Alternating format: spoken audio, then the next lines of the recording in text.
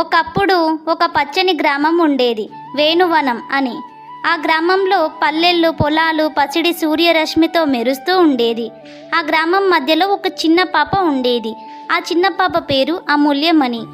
ఆమె వయసు 7 సంవత్సరాలు మాత్రమే. కానీ ఆమెకు అపారమైన ఊహశక్తి ఉండేది. ఆమె తన నాన్నతో, అమ్మతో మరియు తాతయ్యతో కలిసి చిన్న మట్టి ఇల్లులో ఉండేది.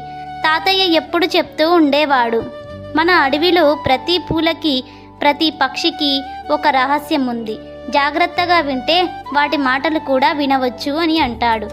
అమూల్యమని ఆ మాటలు నెమ్మదిగా ప్రతిరోజు పాఠశాల ముగిశాక ఆమె తోటలో కూర్చొని చీమలు, తేనెటీగలు, పక్షులు పూలతో మాట్లాడినట్టు ఆడేది. ఒకరోజు సాయంత్రం ఆకాశం మామిడి రంగులో మెరిసిపోతూ ఉంటే ఆమె తోటలో ఒక విచిత్రమైన సీతాకోక చిలుకను చూసింది. అది ఎప్పుడూ చూసిన వాటిలా కాకుండా నీలి రెక్కలలో వెండి రేఖలు మెరుస్తూ ఉండేవి. అమూల్యమని దానిని దగ్గరికి చూసింది. అప్పుడు ఆ సీతాకోక చిలుక మెల్లగా